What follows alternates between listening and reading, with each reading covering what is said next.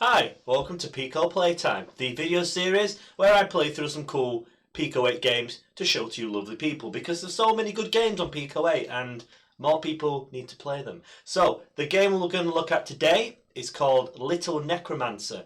The developer, or most of the code and the design, was done by a man called Fred Osterero, and music is by, I'm going to try my best with this one, Nicolas Grangiraud. Sorry, I dropped French at year 9, so I do apologise. Anyway, Little Necromancer is a cool kind of action kind of puzzle game, and I wanted to show it to you a lot. So we're going to use Splore, not Sployer, to play Little Necromancer. Here it is. As you can see, it's got some beautiful pixel artwork, lovely kind of, what do you call that, like a title screen. These are the graphics that you see on Splore that are on the cartridge. So you can see games often have kind of full screen artwork there, which is really cool. And yeah, that's nice, isn't it? We're gonna have a little playthrough of this. Now again, I usually try to complete a game before I start talking about it, so that I know what I'm talking about. But I wasn't able to complete this, unfortunately. It's quite a hard game, being a puzzle game. But I did want to talk about it because it's such a cool game. Anyway, before we get on to that, as usual, there is my pointless, stupid endorsement of an energy drink. And today we've got a can of Hell. Again, we've got a can of Hell. This is Hell Active. Hell Active. Yeah, we've had Hell No Sugar Hell. We've had the apple flavoured normal Hell. This is Hell Active.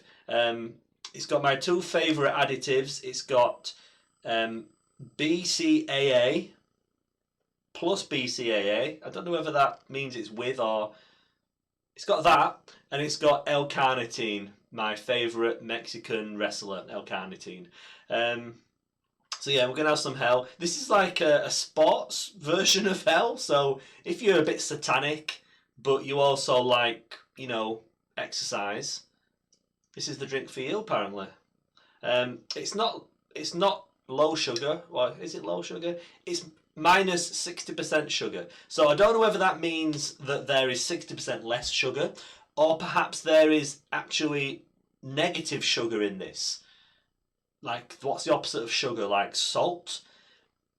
Anyway, we're gonna crack open a can of this negative sugar energy drink and see what it tastes like. The side of the can says citrus tutti frutti, which is basically like energy drink. Who cares? It's just energy drink flavour. That didn't taste like I was expecting. I was expecting full on Red Bull ripoff, but it's interesting, I suppose. Tastes like really cheap Panda Popped cola. If you've ever had that, they cost about 10p and they're usually bright blue. Tastes kind of like that, or the raspberry. They do a blue cola. Tastes kind of like that. I'm feeling more satanic already, which will probably help because Little Necromancer, smoothly transitioning into the game there. Little Necromancer is quite a kind of spooky game. I could have done this for Halloween, couldn't I? That'd have been good. Turns out there's lots of Halloween-friendly games on Pico 8, so I'm spoiled for choice. Anyway, it's the middle of November, so I guess I'm going to do it now. Right, let's get loaded then. So there we go. Lovely title screen there. So, code, design and whatnot by Fred Osterero, music's by Nicolas Grangiraud. I apologise for the pronunciation, I do apologise. I don't want to get people's names wrong, but, I don't know what I'm doing, do I? So, help Mortimer, a necromancer apprentice, so an apprentice necromancer, to travel to the Great Necropolis. Good start. Resurrect the dead ones along his pilgrimage, but beware, they know no more master. So yeah, we can summon the dead, and the dead can help us, but they can also kill us, so we need to be careful. Little Necromancer is a puzzle adventure game inspired by classics like Adventures of Lolo. Can't say I've heard of that. or Ghouls and Goblins. I have heard of that. Don't worry, it's not a incredibly punishing platformer. It's quite hard. I'm not saying it's Ghouls and Goblins hard, but it's quite hard. So yeah, we can play this game with a controller or a keyboard. I'm going to start with the controller, but I might move on to the keyboard. I'll explain why. So let's get started then. Let's get focused first. Oh, I think I need some more of this. This mysterious...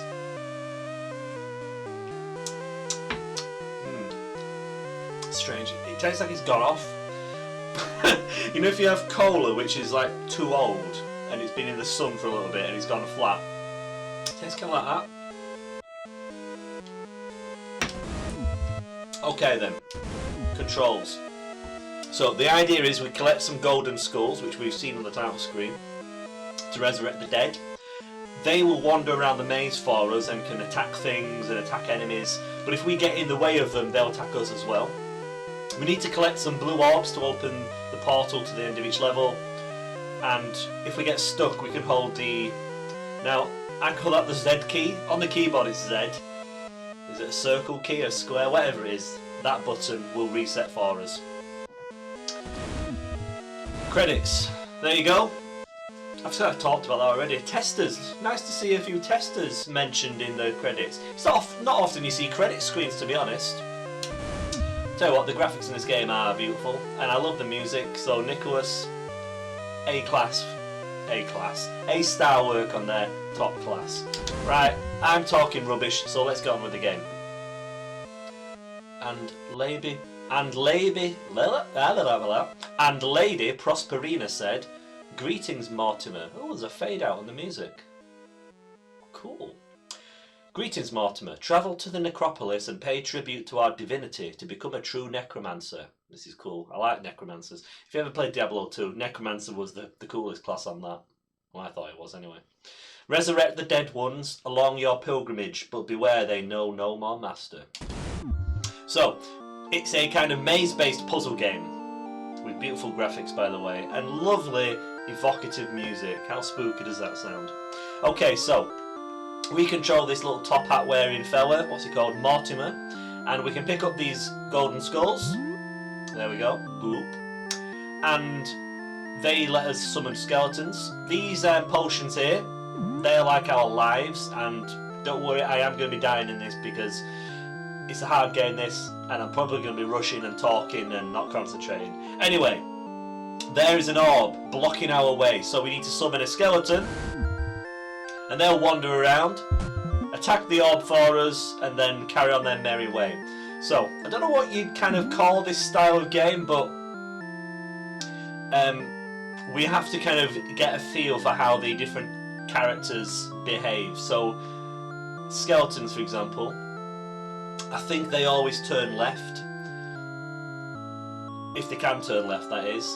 And obviously if they get to a dead end, they'll turn back and come back the way they came. So we have to kind of guide these characters through the mazes, positioning blocks and things, and timing it just right so that they'll do what we want them to. As you can see, there's a spirit or a ghost or something behind this second orb. Our skeleton will fight that for us.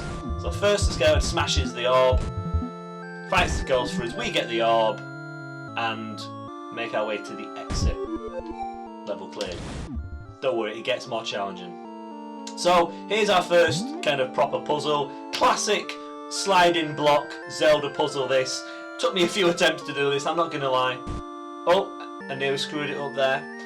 One issue with this game I would say is the movement is grid based, so you can't end movement kind of halfway between a square, and there's a certain amount of kind of stickiness to when you're on a square. So if you just tap a direction, you'll see it doesn't kind of move necessarily into that square. If you hold it, obviously it does. I think the effect of this is the movement can sometimes feel a little bit vague. Another problem with the movement is when you're holding one direction and then press another. So if I'm holding right and then press up, it doesn't necessarily behave the way you expect. It's not such a drawback in a puzzle game where it's it's a kind of slower pace. In a faster game, this would be a bit of a deal breaker, but I could kind of forgive it in a puzzle game. However, some of the levels, particularly later on, do require a certain amount of timing, and at least until you've got the hang of the odd behaviour of the controls, they can get in the way a little bit, so slight criticism there. Anyway, let's smash this orb. So, as you can see, I have to get out of the way of that skeleton, so if I get in the way of it, it will kill me. But now I can pick up the orb and advance to the next area. So, it is a puzzle game, and yeah, you do need to kind of... Oh dear, that didn't work. Something went... Oh no, no! I was going to say something went wrong, but then something else went wrong on top of that. Clearly I need some more L-carnitine, so let's have another quaff of my potion here.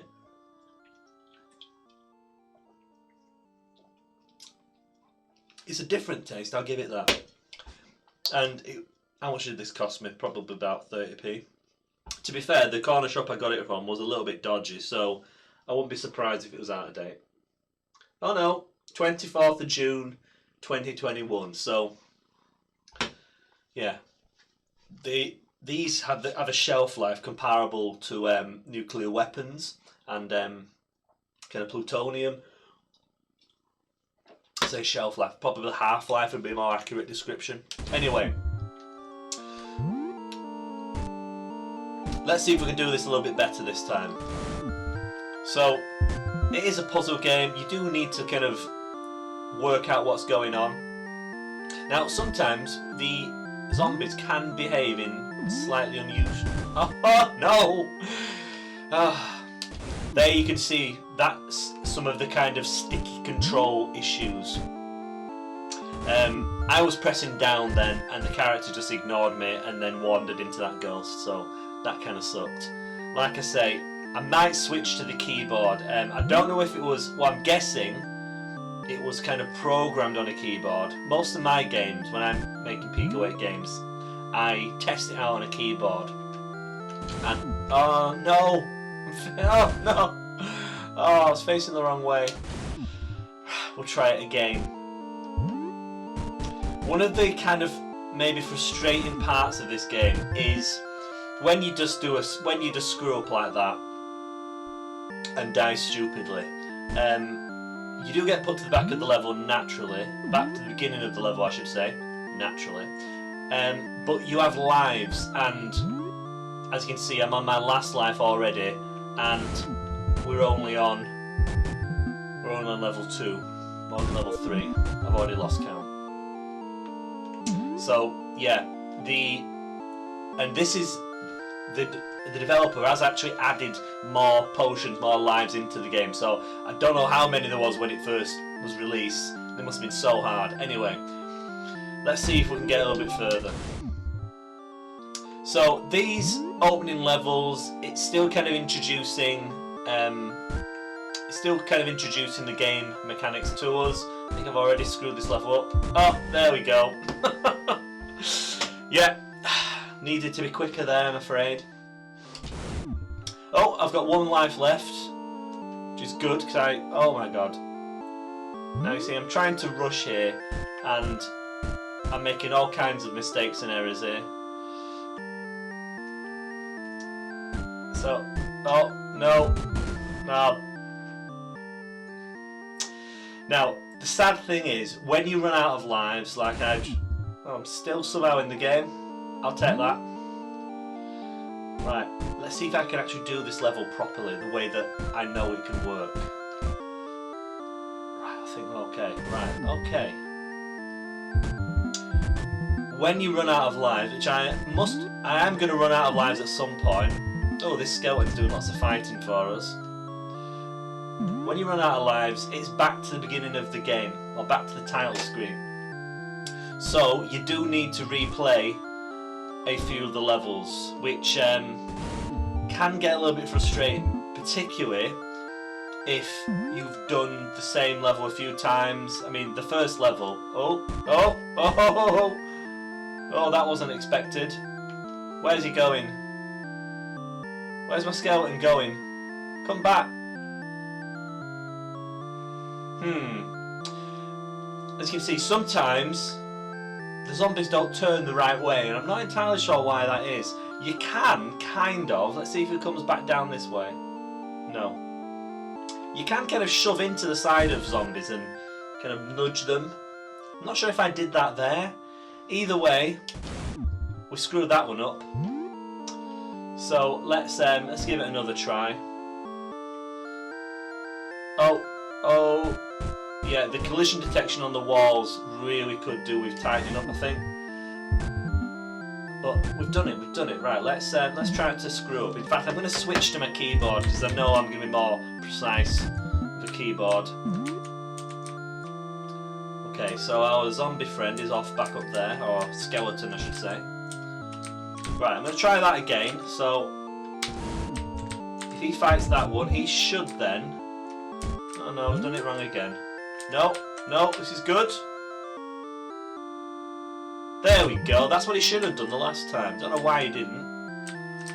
Anyway, that's the orbs for this level. So now, there we go, get to the end.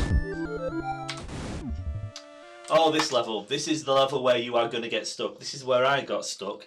Let's see if I can do it first time on camera with no lives and whilst I'm trying to drink Hell energy drink. I'm sure that's going to help my performance. The performance-enhancing drug, which is Hell Active. Well, it is a sports drink after all, so maybe this is what all the Russian cyclists use.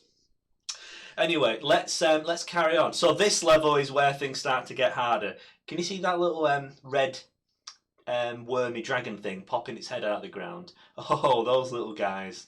Oh, we're gonna enjoy those guys, I'm telling you. Right.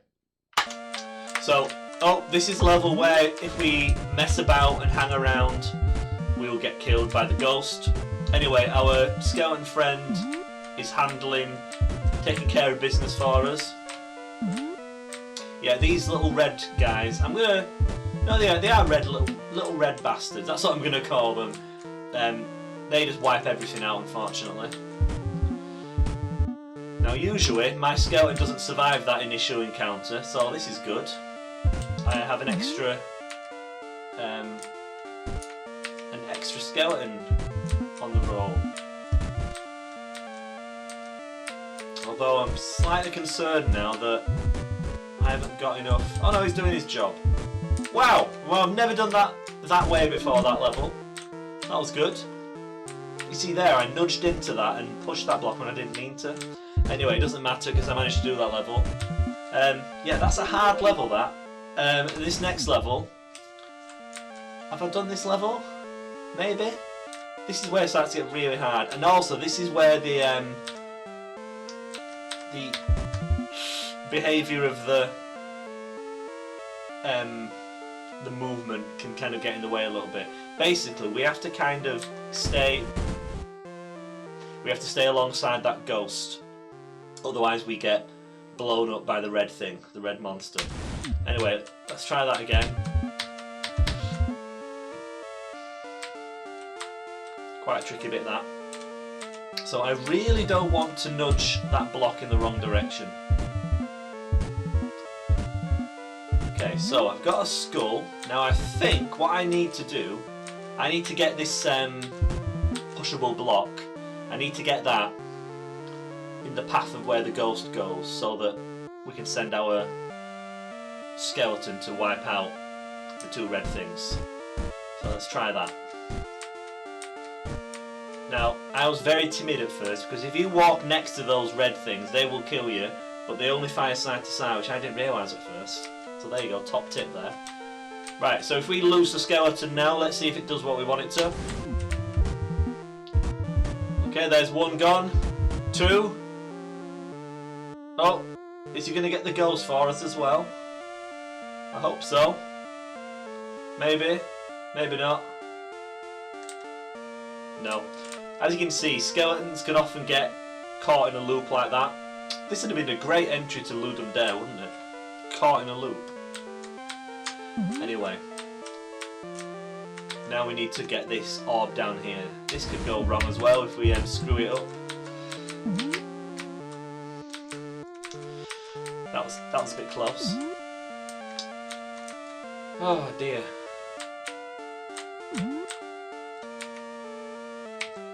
Oops, that was the wrong button then. So let's send our skeleton off and see if that does the trick. Okay. Got rid of the ghost, that's good. Now it should get the orb for us. Nice. Okay, now we need to not die. That's obviously important. There we go. Right, nice one. Well, I'm glad I got this far, because now I can show you some more of the game. Let's just pause a little bit. Pause the action and just talk a little bit more about this. So, there's a lot I want to say about this. The graphics are beautiful.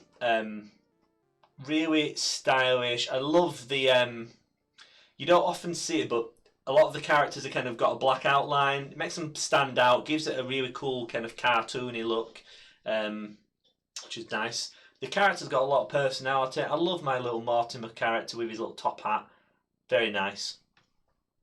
And just little quality things. I've been trying to finish off my own Pico 8 game lately, and I've been pulling my hair out trying to get an effective heads-up display, or HUD. And this game nails that completely. Because look, tells us at the top how many skulls we've got, how many potions we've got, how many orbs we've got. We know all the information we need to know. There's a lot of feedback given in the game. So when the characters are fighting each other, we can hear them fighting. It's telling us what's going on. In puzzle games like this, especially where there's kind of, you've got to understand the underlying mechanics to kind of solve the puzzles. I suppose that's most puzzle games. But it's really important that you've got feedback in the game so that you can see what's happening and understand why. Because that's how you're going to figure the game out, and that's what makes it fun, to unravel the mystery. Anyway, so yeah, really cool. Also, I love that font on the level clear. That's nice. Nice graphics there. Right, let's carry on. Oh, this level's hard. I don't think... Oh, I can't remember. No. Oh. Oh no, I've still got one life left. I should be okay. Somehow. What did I do then? What? That's the second time I've done that. You can somehow, I think, if you hold both buttons down, I think it resets the game. I didn't mean to reset then, so I'm not so sure about that. I'd probably take that out.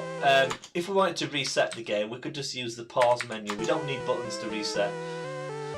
So I think I had one life left. Now this is the thing, you see. This is what kind of hurts the game for me. If we want to start the game now, we are back to level 1. And I've played this game up to the point where I get stuck at least a few times, and once you know the way through a level, it's not as much fun the second time around. Figuring it out to start with and trying different things is obviously good, but I just want to get back now to that level that I died on earlier on, or a few moments ago. But I'm having to play through all of the first levels again, and the single best thing that could improve this game, even like, I'm not even too bothered about the movement and stuff, it would be a level select, or just unlock, as you clear a level, you can unlock that level, and then you can either play it back as you want to, or just go back to where you got stuck. Because if we already know how to clear a level, it's just it's just busy work. I'm not solving a puzzle here, I'm just trying to do what I know works. So I really wish this game had a level select. I think that'd be the single best thing to improve it. It's such a cool puzzle game. That's why even though I haven't completed it, I did want to talk about it just because it's so imaginative, so much fun.